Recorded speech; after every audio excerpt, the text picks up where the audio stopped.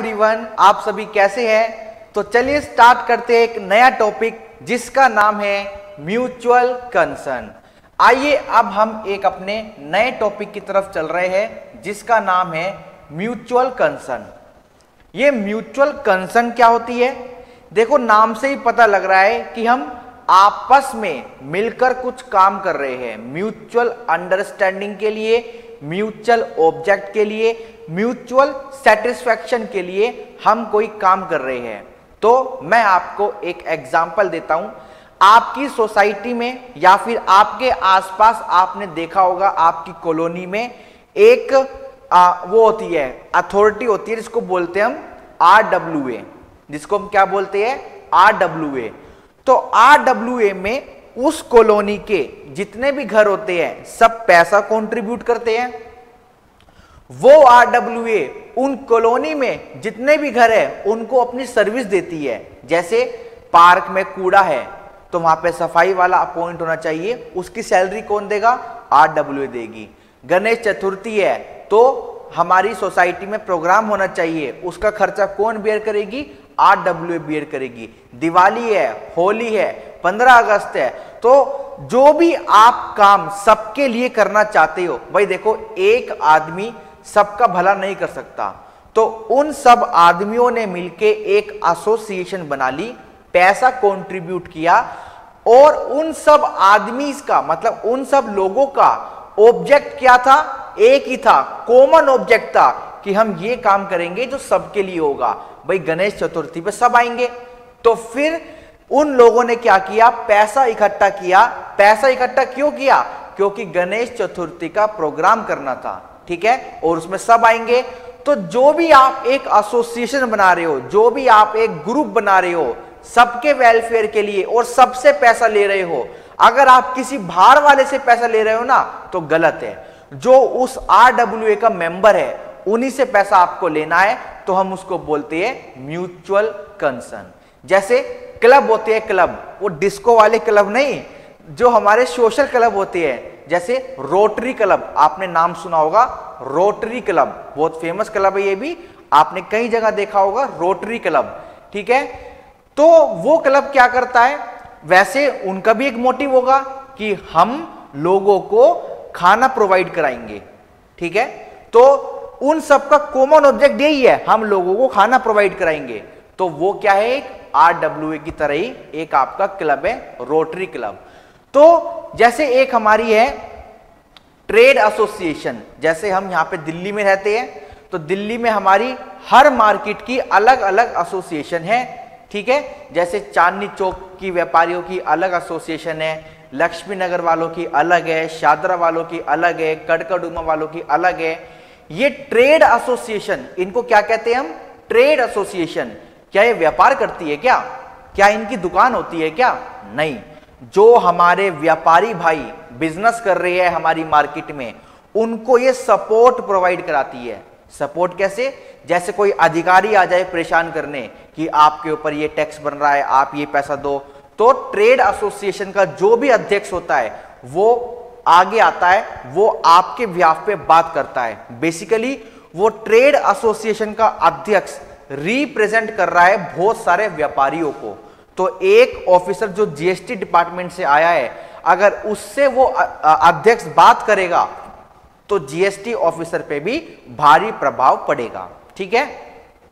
तो आपने सुना होगा ट्रेड एसोसिएशन होती है, जैसे आपने घर पे भी सुना होगा, आज एसोसिएशन में ये फैसला हुआ कि कोई भी ये चीज 100 रुपए से कम की नहीं बेचेगा।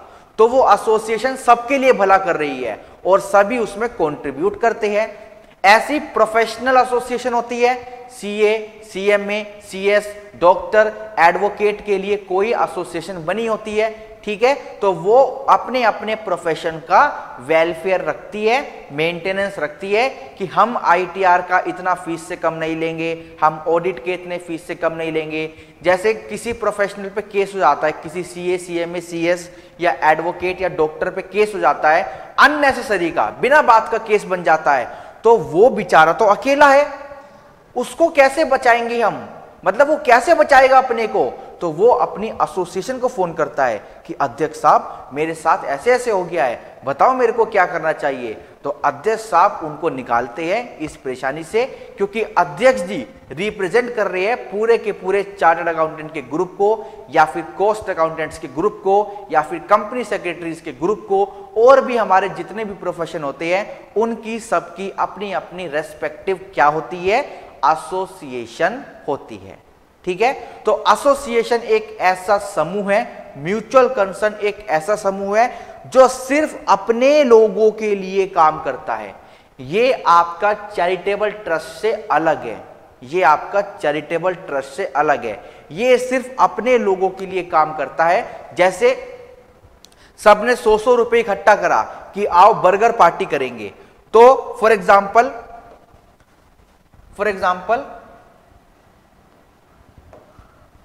सबने पैसे इकट्ठे करे 100-100 रुपए,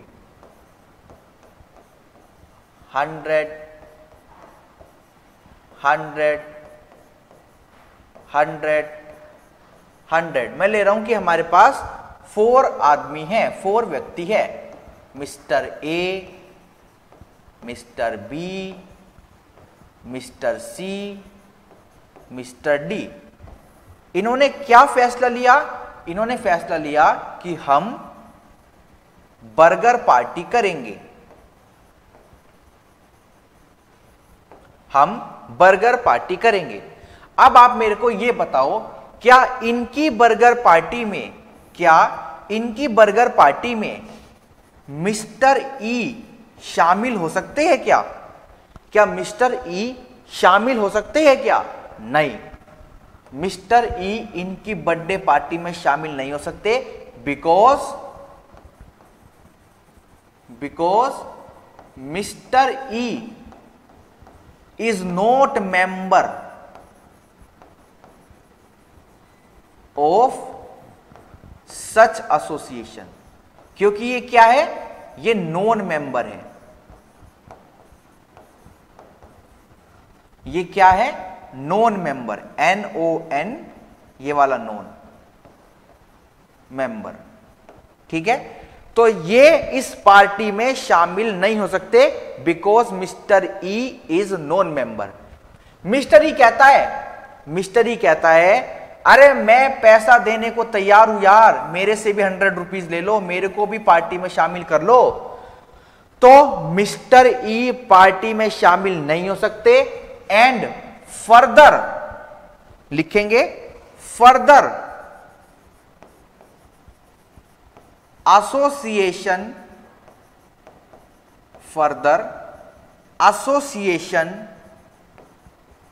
have to pay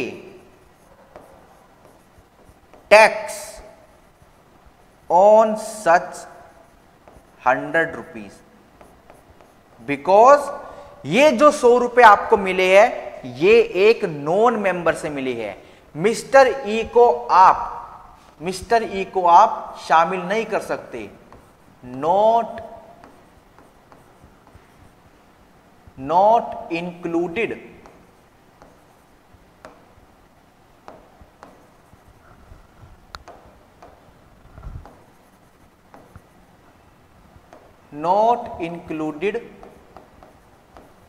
in the burger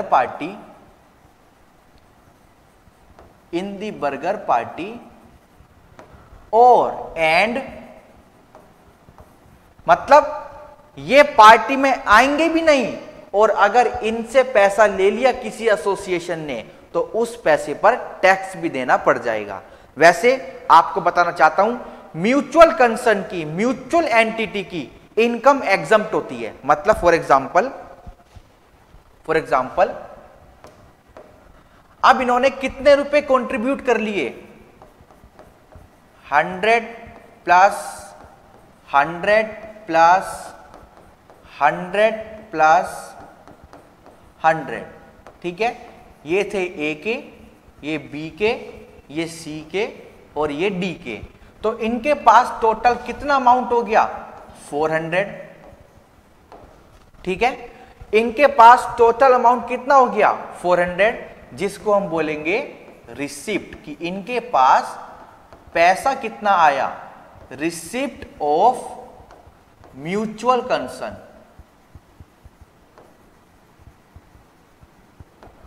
receipt of mutual concern, तो 400 रुपए आए।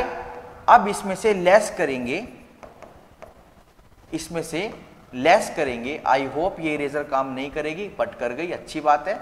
लेस करेंगे इसमें से एक्सपेंसेस।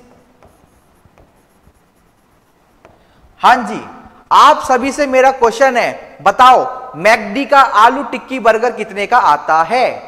मैकडी का, मैकडोनल्ड भाई साहब का आलू टिक्की बर्गर कितने का आता है? सर शायद 40 का आता है, आई थिंक। चलो मैक्सिमम 40 ले लेते हैं। तो इन्होंने क्या किया, इन्होंने 4 बर्गर मंगाए, 4 बर्गर मल्टीप्लाई 40। भाई 40 रुपए का एक बर्गर है, इन्होंने 4 बर्गर मंगाए, तो कितना हो गया? 160 रुपए खर्च हो गया। 160 रुपए खर्च हो गया, ठीक है जी, 160 खर्च हो गया। भाई बर्गर खा रहे हैं, तो मिस्टर ए ने कहा यार कोल्ड ड्रिंक तो मंगा लो, यार कोल्ड ड्रिंक तो मंगा लो। चलो एक कोल्ड ड्रिंक मंगा ली हमने, एक हमने क्या मंगा ली? कोल्ड ड्रिंक, ठीक है, एक कोल्ड ड्रिंक मंगा ली हमने। बताओ कौन सी पियोगे? चलो कोई नहीं, कोई सी भी ले लो। हमने एक 50 रुपीज की कोल्ड ड्रिंक भी मंगा ली, ठीक है जी। मिस्टर बी कहते हैं यार इतने दिन बाद मिले हैं, इतने दिन बाद मिले हैं, क्यों ना कुछ मीठा हो जाए, क्यों ना कुछ मीठा हो जाए। तो फिर क्या हुआ? आधा किलो लड्डू मंगा लिए, लड्डू, आधा किलो लड्डू मंगा लिए, ठीक है, आधा किलो इन्होंने लड्डू मंगा लिए। और जिस लड्डू का अमाउंट था, मतलब फॉर एग्जांपल लड्डू हमारे थे 200 रुपए किलो, 200 रुपए किलो हमारे लड्डू थे, तो सीधा का सीधा मैं 100 रुपए अमाउंट लिख देता हूं, सीधा का सीधा मैं 100 रुपए अमाउंट लिख देता हूं कि भाई आधा किलो लड्डू 100 रुपए के। अब बताओ 400 रुपए आपने इकट्ठा करे, 400 रुपए आपने इकट्ठा करे, खर्चा कितने का हुआ? 160, 50, 210, 100, 310, 310 का टोटल खर्चा हुआ और 90 रुपए आपके बच गए। हां जी, 90 रुपए आपके बच गए। अब बताओ क्या इस 90 रुपए पे, आपको एक बात मैं और बताना चाहता हूं, म्यूचुअल कंसर्न आपकी रजिस्टर्ड होती है, RWA रजिस्टर्ड है, उसका पैन कार्ड भी होता है, एसोसिएशन ऑफ पर्सन की कैटेगरी में ये आते हैं। बट इन पे टैक्स तो तब निकालेंगे ना हम, पहले ये तो देखो इनकी इनकम टैक्सेबल होती है। तो जो ये 90 रुपए बचे ना, ये आपका क्या है? Fully exempt from tax. ये 90 रुपए जो बचा ना, ये फुल्ली एग्जम्प्ट फ्रॉम टैक्स है। अच्छा सर ये तो 90 रुपए है, अगर मैं बोलूं ना ये 160 लाख रुपए इन्होंने इकट्ठा करा, 50 लाख खर्च हो गया, 100 लाख खर्च हो गया, फिर भी 90 लाख बच गया, तो ये 90 लाख है ना, फिर भी एग्जम्प्ट है। आपको ये नहीं देखना कि अमाउंट छोटा है या अमाउंट बड़ा है। बर्गर पार्टी का एग्जाम्पल तो मैंने वैसे ही आपको ले लिया। फॉर एग्जाम्पल कोई दिवाली का फेस्टिवल होता, कोई गणेश चतुर्थी होती, कोई ईद होती, कोई होली होती, कुछ भी होता, पैसा कंट्रीब्यूट किया, जैसे फॉर एग्जांपल 1 लाख रुपए खर्च हुआ, 50,000 रुपए, तो जो ये 50,000 बचा, क्या ये इनकम हो गई क्या म्यूचुअल कंसर्न की? नहीं। जो अब ये 90 रुपए बचे, अब मैं जरा ये माइनस कर दे, ये हटा देता हूं एल। हां जी, अब जो ये आपके पास 90 रुपए बचे, इसका आप क्या करेंगे? या तो इसको डिस्ट्रीब्यूट कर दो, या तो इसको डिस्ट्रीब्यूट कर दो। किन के बीच? किन के बीच? जिन्होंने पैसा दिया था सिर्फ और सिर्फ उनके बीच ही डिस्ट्रीब्यूट होंगे। अगर आपने मिस्टर ई को पैसा दे देना तो गलत हो जाएगा। डिस्ट्रीब्यूट एमंग दी मेंबर्स, या तो ये 90 रुपए वापस बांट दो, भाई देखो हमारे 90 रुपए बचे हैं, ये लो आप अपने पैसे वापस ले लो। या फिर कैन बी, या फिर कैन बी सेट ऑफ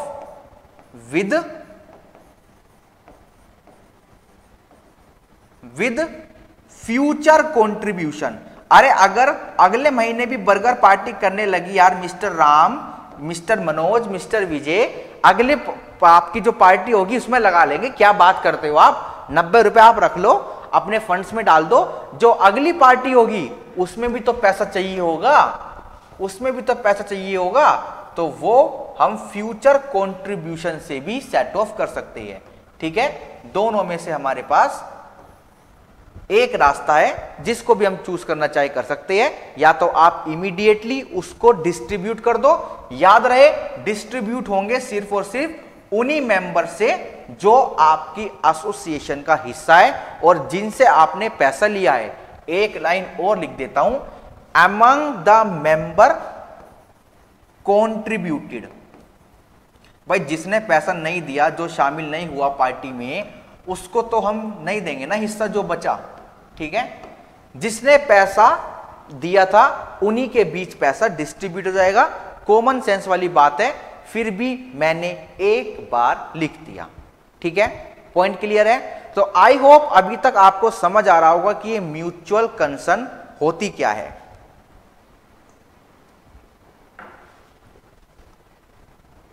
हाँ जी, चलिए अब मैं आपको, जैसे मैंने आपको म्यूचुअल कंसर्न का बैकग्राउंड बता दिया कि ये हम सब अपने एक उद्देश्य को फुलफिल करने के लिए खोलते हैं।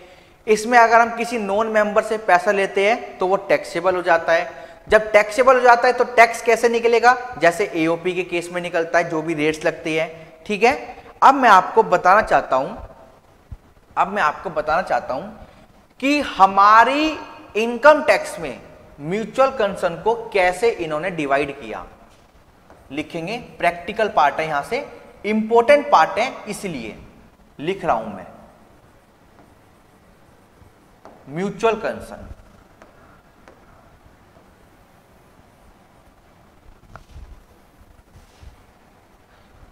ठीक है, यहां से आपको पता लगेगा कि किसकी इनकम कैसे टैक्सेबल होती है।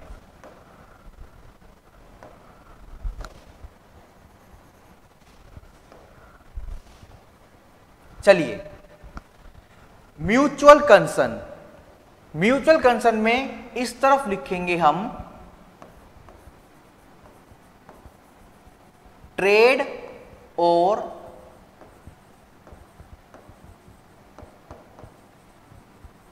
Professional association.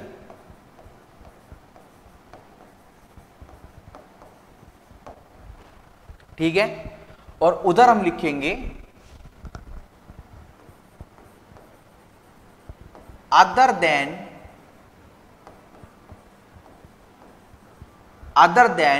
trade oblique professional association।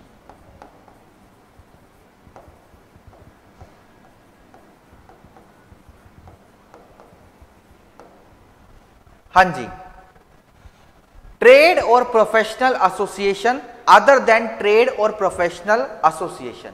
ठीक है, चलिए अब हम आपको बताते हैं। हाँ जी, अब हम दोनों कैटेगरी में लिखेंगे रिसिप्ट। ठीक है,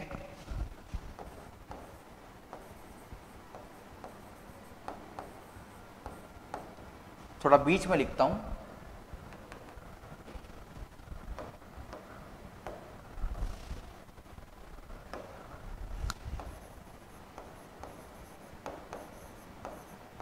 एस भी लगा देते हैं रिसिप्ट्स।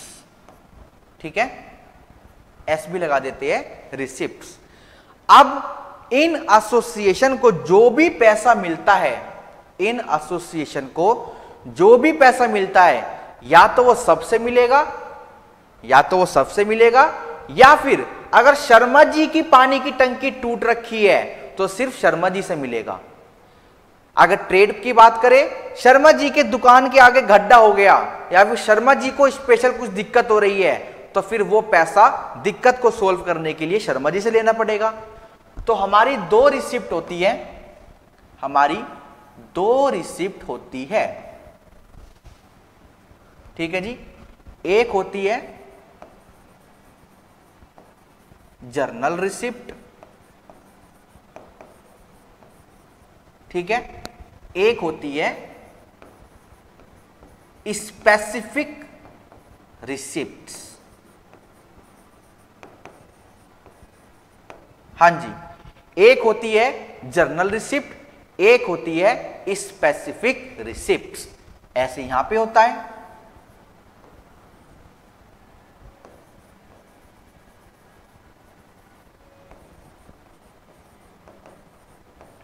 जर्नल रिसिप्ट्स, और ये आपको दिख रहा है, हाँ,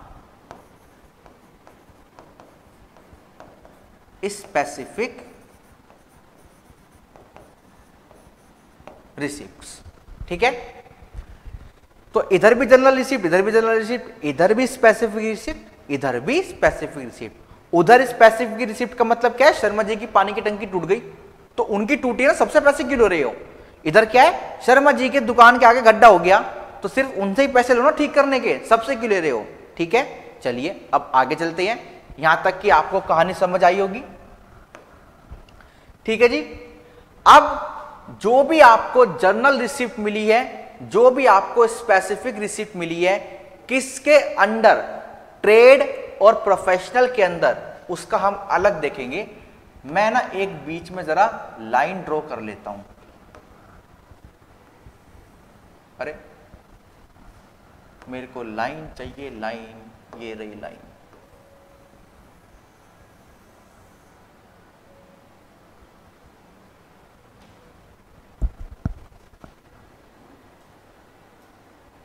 मजा नहीं आया।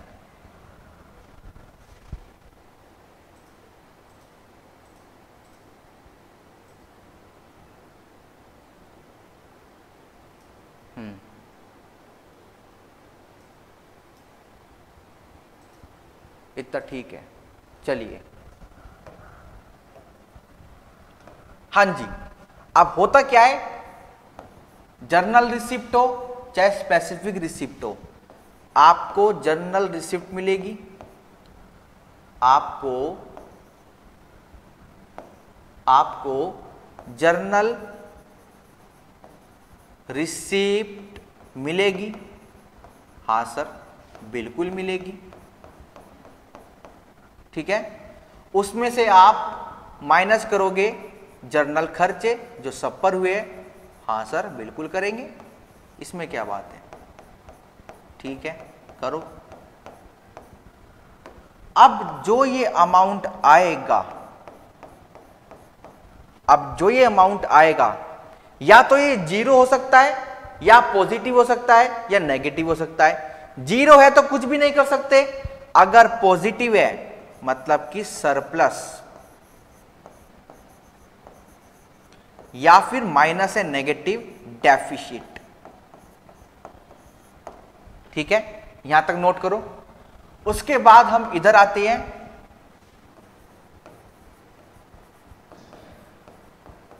स्पेसिफिक रिसिप्ट, ठीक है, माइनस करेंगे स्पेसिफिक एक्सपेंस जो सिर्फ शर्मा जी पे हुए,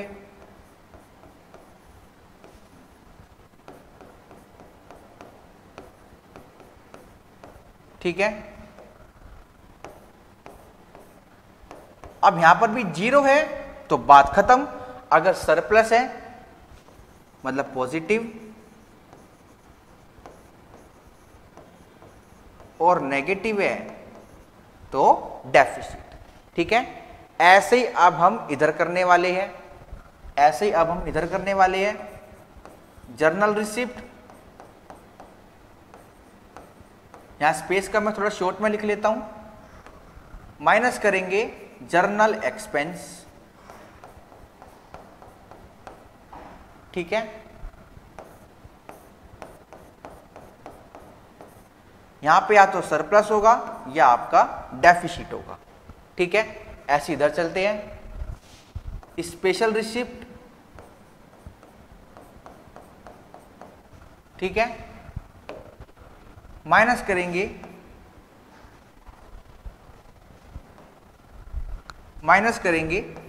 स्पेशल खर्चे, ठीक है। और फिर ये जो अमाउंट आएगा या तो ये सरप्लस होगा या फिर ये डेफिसिट होगा, ठीक है। अभी तक हमने चारों जगह पर सेम ही किया। अब आइए चलते हैं आगे। हाँ जी, अब चलते हैं आगे।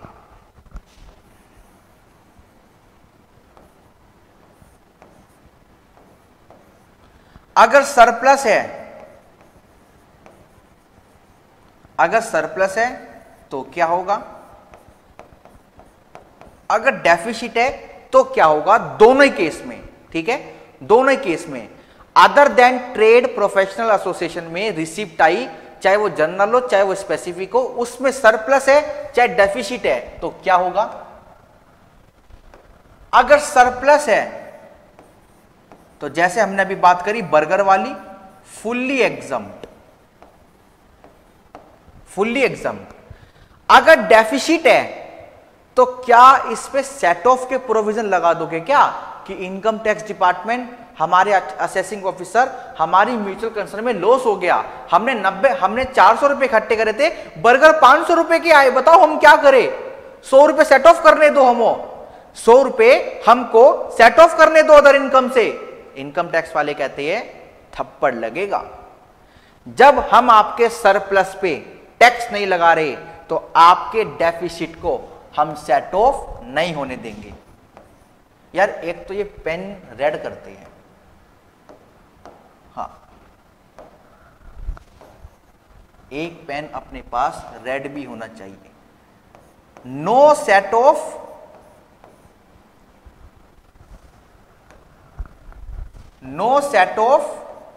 No treatment.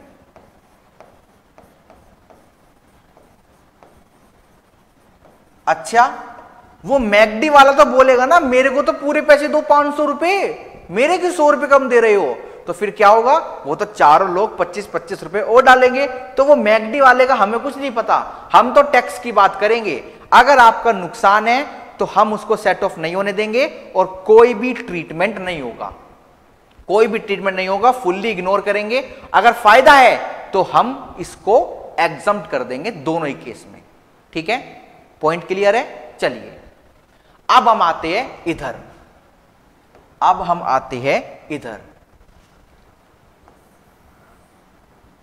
ठीक है। अगर सरप्लस है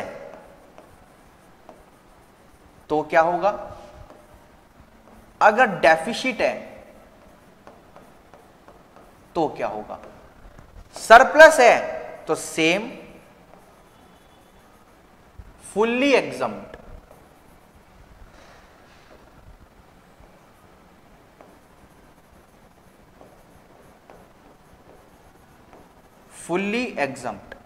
अब बस ये समझना, ये बड़ा इंपॉर्टेंट है, डेफिसिट।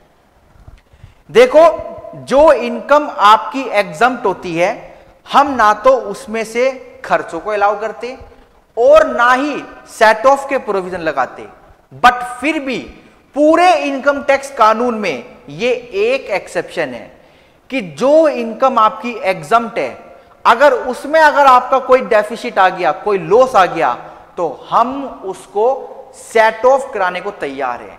कैरी फॉरवर्ड नहीं होगा, उसी साल सेट ऑफ कराने को तैयार है। इस म्यूचुअल कंसर्न की अगर कोई अदर इनकम है, मेंबर की इनकम से नहीं, अगर इस म्यूचुअल कंसर्न की कोई अदर इनकम है तो हम उससे सेट ऑफ कराने को तैयार हैं, ठीक है। चलिए एक बार लिखेंगे। Point first, eligible to be set off with other net income of such mutual concern। उस म्यूचुअल कंसर्न की जो भी अदर इनकम है और वो भी नेट का मतलब, सर इस नेट को आप इतना हाईलाइट क्यों कर रहे हो? जैसे म्यूचुअल कंसर्न की पीजीबीपी से इनकम है तो पीजीबीपी की नेट इनकम तो निकालो, खर्चे माइनस करो, अनएब्जॉर्ब डेप्रिसिएशन माइनस करो, लॉस माइनस करो, पिछले साल का सेट ऑफ करो, मतलब म्यूचुअल कंसर्न की अदर नेट इनकम निकालो, ठीक है। दूसरा पॉइंट लिखेंगे इसी में,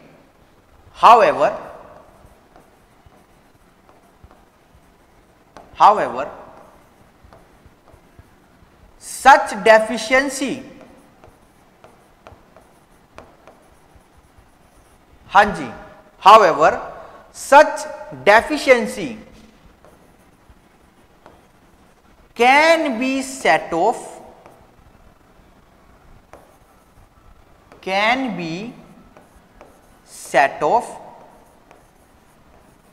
up to 50% मैक्सिमम किसका? ऑफ नेट, ये जो ऊपर हमने वर्ड यूज किया था ऐसे लिख लेते हैं, of net income of such mutual concern, of net income of such mutual concern. For example आपकी जो डेफिशिएंसी आई है वो आई है 50 लाख रुपए, ब्रैकेट में लिख रहा हूं, ठीक है। आपके पास जो नेट अदर इनकम है वो आपके पास है 200 लाख रुपए, 2 करोड़ रुपए आपके पास अदर इनकम है, तो 2 करोड़ का 50% कितना हुआ? 1 करोड़। इसका मतलब पूरे के पूरे 50 लाख को आप सेट ऑफ कर सकते हो, बट आपकी डेफिशिएंसी है 50 लाख और आपकी अदर नेट इनकम भी 50 लाख है, तो क्या पूरा का पूरा 50 लाख सेट ऑफ हो जाएगा? नहीं, अदर इनकम जो आपकी 50 लाख है उसका 50% निकालेंगे, दैट इज 25 लाख। तो जो आपकी अदर नेट इनकम है ना 50 लाख, उसमें से सिर्फ 25 लाख आप माइनस कर सकते हो in the form of deficiency, ठीक है। पॉइंट क्लियर है? चलिए अब चलते हैं अगले पॉइंट पर, point number 3। Such set of shall be made, such set of shall be made firstly with net PGBP income। हाँ जी, जो ये आप सेट ऑफ करोगे ना, सबसे पहले नेट पीजीबीपी की इनकम में से माइनस करोगे और उसके बाद अगर कुछ बचा, देन इफ एनी डेफिशिएंसी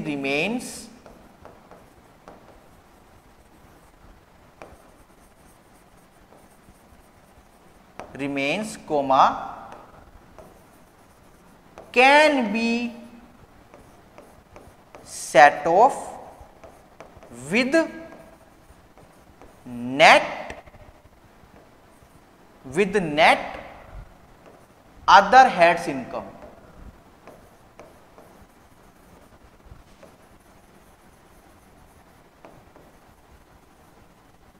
ठीक है, बस आपको याद रखना है, ये पॉइंट भी इंपॉर्टेंट है कि सबसे पहले आप पीजीबीपी को क्लेम करो, जो पीजीबीपी में नेट इनकम आ रही है उसको क्लेम करो, उसके बाद आप आगे बढ़ो। तो मेरी सारी बातें यहां तक खत्म हो चुकी है आपकी। किससे रिलेटेड? आपकी डेफिशिएंसी से रिलेटेड, जो एक ट्रेड या प्रोफेशनल एसोसिएशन की है और जनरल रिसिप्ट से है। देखो उधर कुछ नहीं होना, उधर दोनों की डेफिशिएंसी गई आपकी, ठीक है, बट इधर ये फायदा है तो इसको हम उठा सकते हैं। अब इधर आते हैं, अगर सरप्लस है तो simple taxable under the head PGBP, बात खत्म। पीजीबीपी के जितने भी प्रोविजन है सब यहां पर लग जाएंगे, और अगर डेफिसिट है then set off provision will apply, set off provision will apply. वही नॉर्मल, ये तो आपकी जब नॉर्मल पीजीबीपी की इनकम हो गई तो इस पे नॉर्मल सेट ऑफ के प्रोविजन लग जाएंगे, ठीक है। म्यूचुअल कंसर्न आपका खत्म हो चुका है एक तरह से, अगर मैं कहूं। प्लीज इसको नोट करना वीडियो को पॉज करके। अब हम जरा एक बार आगे चलते हैं, एक बार अपनी बुक से भी तो पढ़ना चाहिए ना, तो आइए एक बार बुक की तरफ चलते हैं।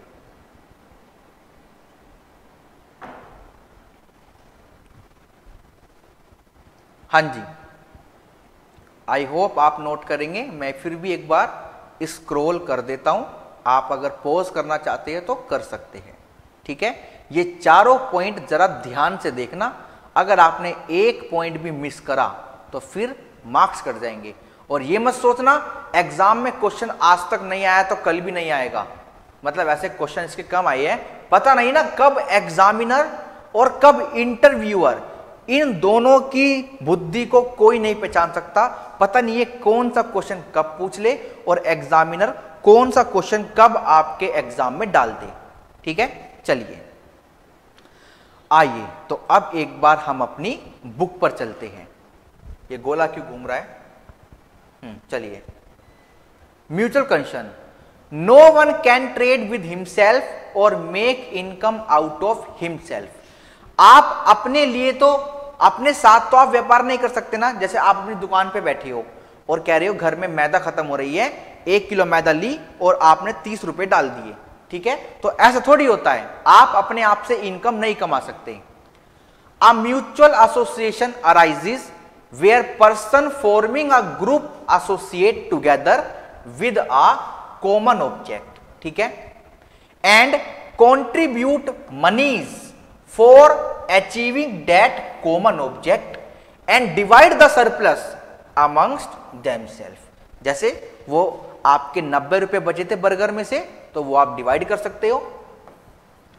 The cardinal requirement in the case of mutual association is that all the contributors to the fund must be entitled to participate in the surplus and vice versa. 90 रुपए बचे तो आपको मिल जाएंगे, अगर 90 रुपए और लगते तो आपको लगाने पड़ते, इसलिए यहां पे लिखा है वाइस वर्सा। आगे चलते हैं। The participation in the surplus need not to be immediate but it may assume the shape of a reduction in the future contribution और a division of surplus on dissolution. जो 90 रुपए आपके बचे हैं, या तो आप उसको अभी डिवाइड कर दो, या फ्यूचर में आने वाले कंट्रीब्यूशन से सेट ऑफ कर लेना, या फिर जब आपकी एसोसिएशन खत्म होगी तब आप इसको बांट देना, ठीक है। Further, it is not necessary that surplus should be returned to every member in pro rata basis. जरूरी नहीं कि सबको मिले, भाई किसी ने अगर कोई कांच तोड़ दिया तो उसका क्लेम कर लेंगे हम। It does not make any difference whether person joining together form an association or incorporate a company. It does not make any difference whether person joining together, जो आपके लोग मिल रहे हैं वो अगर एक कंपनी भी खोलना चाहते हैं, या तो आप एक एसोसिएशन खोल लो, अगर आपने एक कंपनी भी खोली है तो भी चलेगा, ठीक है। मतलब कंपनी खोली चलेगा, हम आपकी इनकम एग्जम्प्ट कर रहे हैं ना, बट अगर इनकम टैक्सेबल हो गई तो बस टैक्स रेट किसके लग जाएंगे? कंपनी के लग जाएंगे। ट्रीटमेंट यही होगा, ट्रीटमेंट आपका यही होगा, बस टैक्स रेट पर इंपैक्ट पड़ेगा। ठीक है, आगे चलते हैं। Where there is mutuality then the fact that some members alone take advantage of the mutual enterprise would not affect the character of mutual concern। हमारी एसोसिएशन में सबसे आगे कौन रहते हैं? एसोसिएशन के अध्यक्ष। तो इसका मतलब ये थोड़ी कि पूरी म्यूचुअल कंसर्न खराब हो गई। ठीक है, अ म्यूचुअल एसोसिएशन में carry on non mutual activity but exemption is available only to surplus arising out of mutual activity. अगर आपने यहां पे एक पॉइंट और ऐड कर लेते हैं, यहां पे हम एक पॉइंट और ऐड कर लेते हैं, note for all the above 4 cases. हमने ऊपर 4 केस बनाए ना, ठीक है, इनके लिए कुछ नोट है। नोट क्या है? इनको रिसिप्ट मिली from non member, from non member. इन्होंने खर्चा भी किया, less expense on non member. ठीक है, इन्होंने खर्चा भी किया नॉन मेंबर पे। अब जो ये अमाउंट बचा, क्या इसको एग्जम्प्ट कर दे? नहीं, ये आपका टैक्सेबल होता है। Taxable for all above 4 cases. ठीक है, ये सब के लिए टैक्सेबल है। मतलब नॉन मेंबर से जो आपको पैसा मिला, उस पे जो आपने खर्चा किया, उसकी माइनस करने को हम इजाजत देंगे, उसमें कोई दिक्कत वाली बात नहीं है। कभी कभी हमको लगता है ना कि हम खर्चे भी माइनस नहीं होने देंगे, आपने गुनाह किया। नहीं, गुनाह नहीं किया, ये अलाउ है। इतना जो ये अमाउंट है, ये ऊपर चारों केसेस में टैक्सेबल हो जाएगा। ठीक है, यहां पर भी, यहां पर भी, यहां पर भी, यहां पर भी। ठीक है, चलिए अब चलते हैं दोबारा से अपनी बुक पर। However, the act provides for assessment oblique taxable of income from mutual activity of mutual concern in the following cases। Mutual concern आपकी कुछ इनकम को टैक्सेबल करता है, जिसमें से हमने ये वाला तो पढ़ लिया। स्पेसिफिक सर्विस किसकी? ट्रेड और प्रोफेशनल एसोसिएशन की। अभी हमने ये नहीं पढ़ा कि जो इंश्योरेंस सोसाइटी है, मतलब जो म्यूचुअल कंसर्न इंश्योरेंस करने के लिए खुली है, उसका क्या होगा, अभी आगे पढ़ेंगे, हमारी बुक में है। Where the mutual concern is a mutual insurance society and the income is derived from the carrying on of any business of insurance. तो इनकी इनकम टैक्सेबल है। इन पर सेक्शन 44 भी अप्लाई होगा, सेक्शन 44 भी अप्लाई होगा, और सेक्शन 224 क्लोज 7 भी अप्लाई होगा। Where the mutual concern is a trade, professional or similar association and the income derived is from specific service, general तो इनकी भी एग्जम्प्ट है, perform for its member, section 28 close 3 read with section 44A। और किसी किसी case में cooperative bank को भी टैक्स देना पड़ता है, क्योंकि इन पर कोऑपरेटिव सोसाइटी लगता है, बट इनको डिडक्शन मिल जाती है 80P में।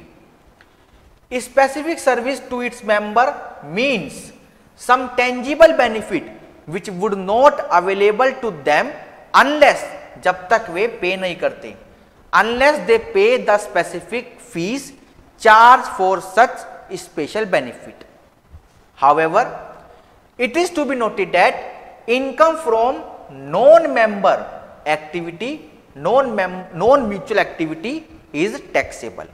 ठीक है, अब एग्जाम में आपको बोला जाएगा कि एक म्यूचुअल कंसर्न है रजिस्टर्ड अंडर सेक्शन 44A, तो आपको समझ जाना है कि वो ट्रेड या फिर प्रोफेशनल एसोसिएशन है और इन केस में क्या होगा, ये दोनों केस नंबर 1 और केस नंबर 2 आपको फॉलो करना है।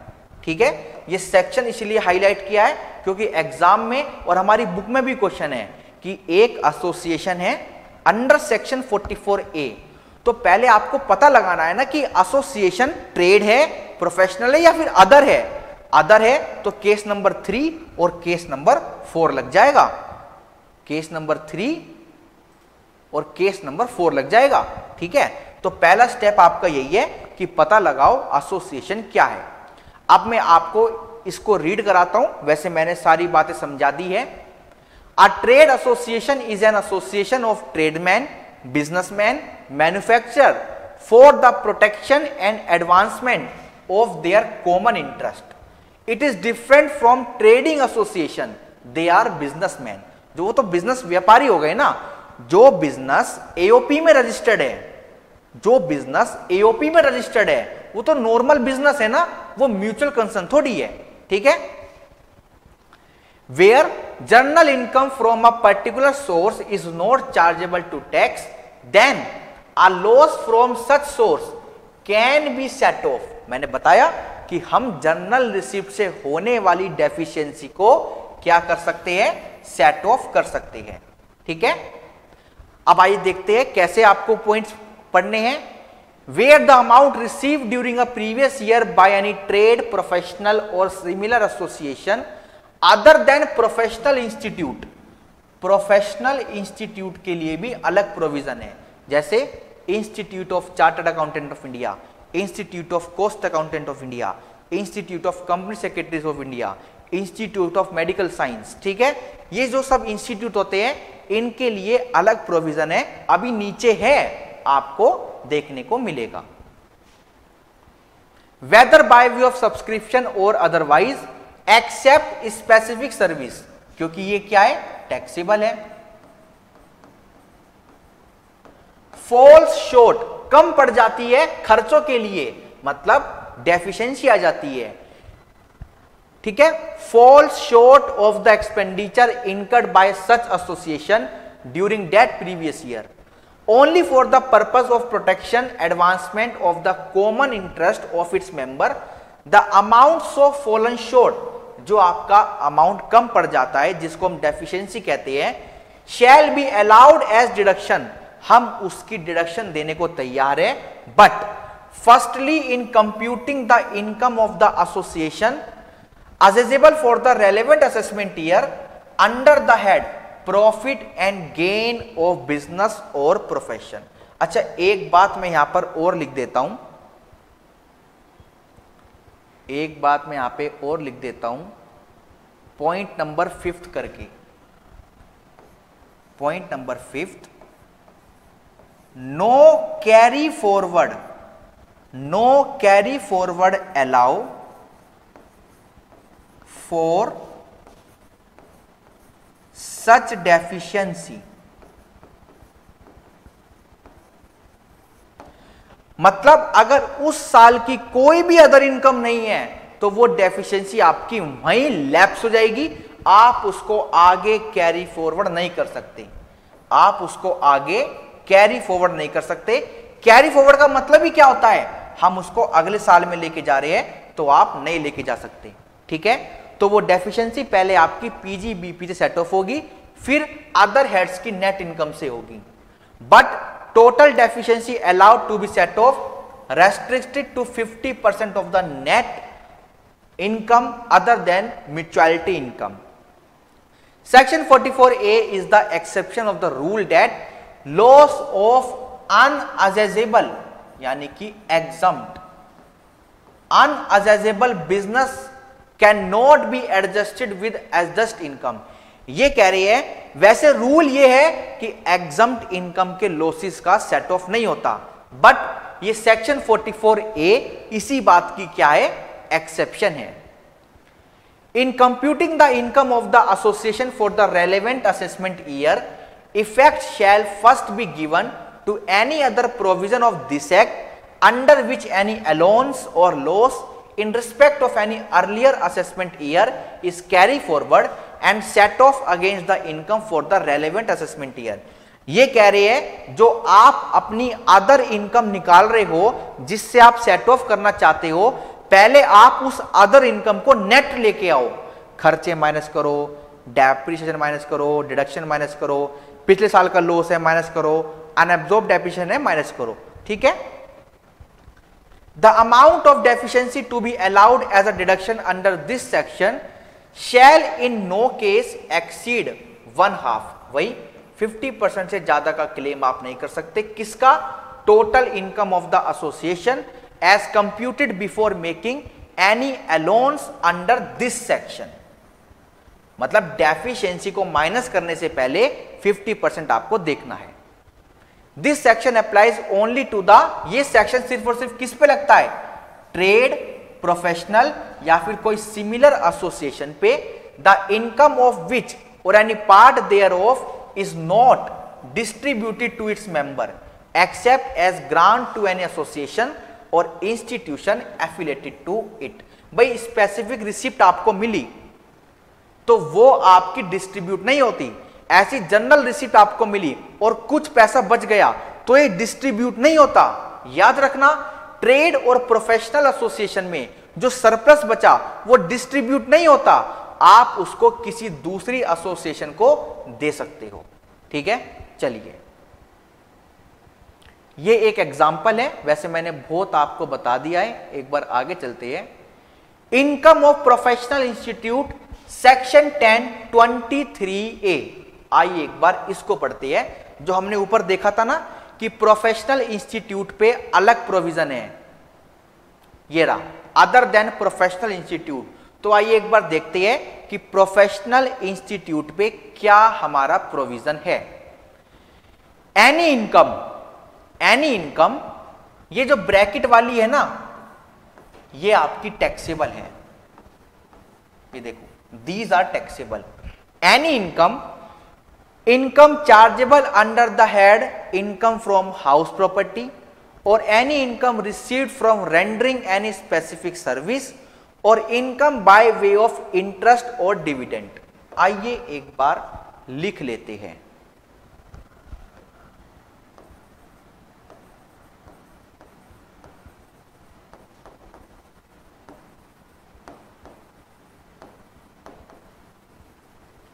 प्रोफेशनल इंस्टीट्यूट सेक्शन 23A और 10 भी है साथ में।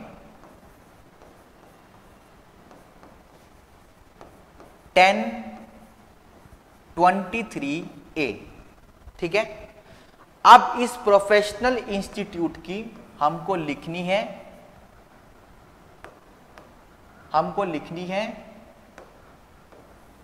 टैक्सेबल इनकम और इधर लिखेंगे एग्जम्प्ट इनकम।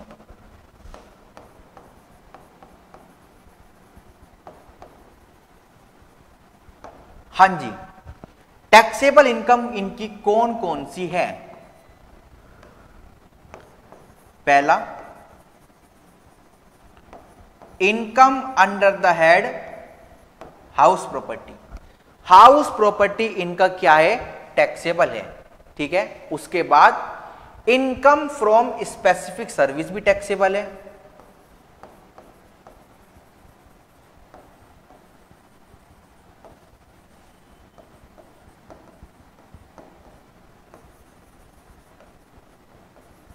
ठीक है। उसके बाद income by way of interest और डिविडेंड,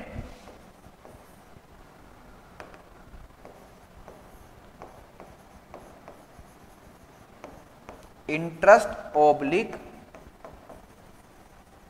डिविडेंड। ये कहां से हुआ है? ऑब्वियसली बात है, इनकी इन्वेस्टमेंट से हुआ है। भाई आदमी पैसा खर्च करेगा तभी तो ब्याज या फिर शेयर पे क्या मिलेगा? डिविडेंड मिलेगा। तो ये तीनों की तीनों इनकम इनकी टैक्सेबल होती है एक प्रोफेशनल इंस्टीट्यूट की। ठीक है जी। और यहां पे लिखेंगे एग्जम्प्ट इनकम। ठीक है। और एग्जम्प्ट इनकम में अब आपका क्या आ गया? All other income are exempt. All other income are exempt. ठीक है, इन तीनों को छोड़ के जो भी अदर इनकम है वो एग्जम्प्ट है। ठीक है, these are taxable of professional association shall, these are taxable, फिर ब्रैकेट आपका बंद हो गया, और जो अदर इनकम है वो आपकी एग्जम्प्ट हो गई। बट एग्जम्प्ट कराने के लिए भी आपको शर्तों का पालन करना पड़ेगा। शर्त नंबर 1 क्या कहती है? सच एसोसिएशन और institution is established in India, ये भारत में एस्टैब्लिश्ड हुआ हो, and having as its object, इनका उद्देश्य क्या है?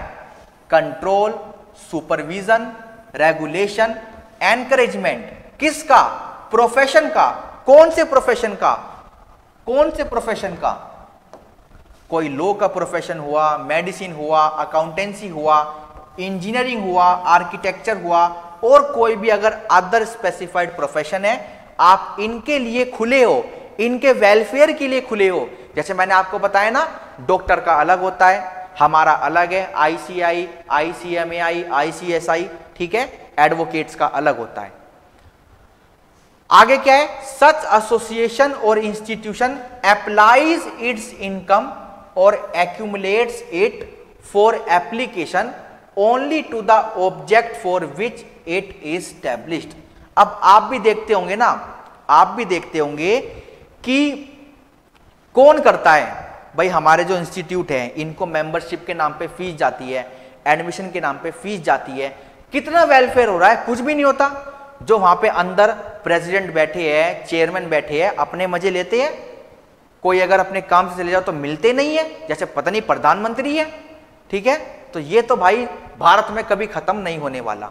ठीक है, हमको कुछ कंडीशन पूरी करनी है। पहली हमने देख ली, दूसरी हमने देख ली, इसको भी जरा रेड से लिख लेते हैं, दूसरी भी हमने देख ली, और तीसरी, ये एसोसिएशन, ये इंस्टीट्यूशन अप्रूव्ड होनी चाहिए। तो ये तो भाई मैंडेटरी रूल है, is approved by the central government. चलिए अब हम देखेंगे treatment of clubs. Social club are not trade association, hence exempt from tax. It would be governed by general principle of mutuality. Excess over expenditure received by club from the facilities extended to member as a part of advantages attached to such membership shall not be chargeable to tax on the principle of mutuality. ठीक है, इनकी जो भी income है, चाहे वो general हो चाहे वो स्पेसिफिक हो, दोनों की दोनों एग्जम्प्ट है। यहां पे दोबारा लिख देता हूं, बोथ, दोबारा लिख देता हूं, फिर भी वैसे मैंने बहुत अच्छे से लिख दिया है। वो जो 4 केस बनाए हैं इसीलिए बनाए हैं।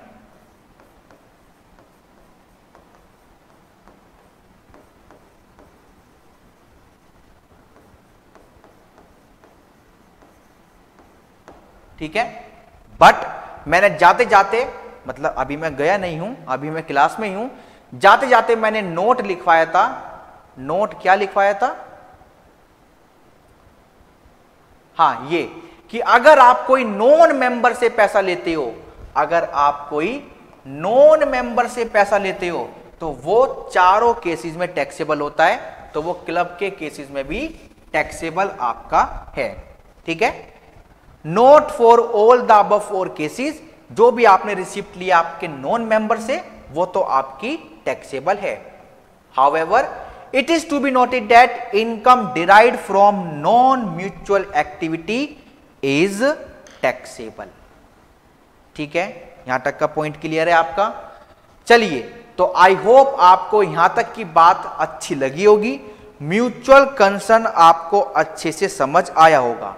ठीक है, म्यूचुअल कंसर्न के पीछे क्या आपका टॉपिक है, क्या क्यों बनता है, ये सारी बातें आई होप आपको समझ आई होगी। बेसिकली हमने ये जो टेबल बनाई थी ये थोड़ा इंपॉर्टेंट थी। कहां गई हमारी? ये जो 4 केसेस थे ये हमारे थोड़े इंपॉर्टेंट थे, तो इसलिए बस इन पर ध्यान देना कि कैसे कैसे मैंने आपको समझाया। ये चारों पॉइंट्स पर भी आपको बहुत ज्यादा ध्यान देने की आवश्यकता है। ठीक है, मैं आपको फिर भी इस टेबल पे एक बार ला देता हूं, क्योंकि ये टेबल बहुत अच्छे से मैंने एक तो बनाई है। देखो कलरफुल, बिल्कुल बिल्कुल कलरफुल, हर जगह एक नया रंग, जैसे हम होली खेल रहे हैं। ठीक है, चलिए, तो मैं आज के लेक्चर में यहीं रुकना चाहता हूं।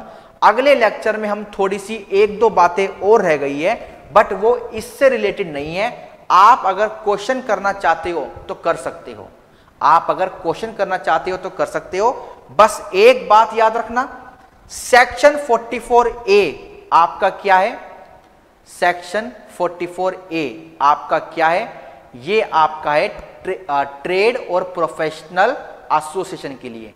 तो अगर आपको कोई म्यूचुअल कंसर्न मिलती है 44A में, तो आपको ट्रीटमेंट अकॉर्डिंगली कर देना है।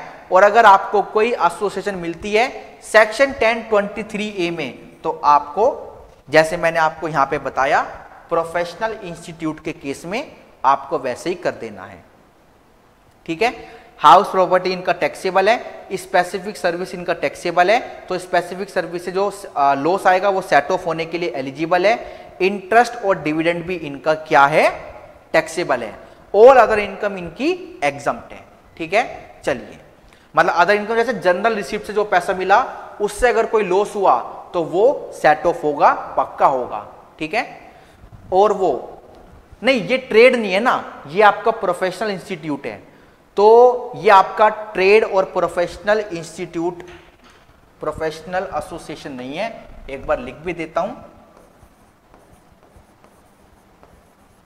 सरप्लस एग्जम्प्ट और डेफिसिट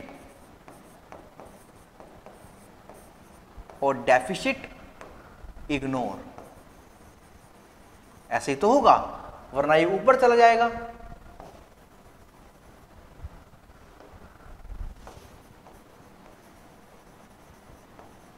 ठीक है, चलिए, तो फिर बात पक्की रही। आज के लेक्चर में यहीं रुकते हैं, मिलेंगे अगली क्लास में नई बातों के साथ।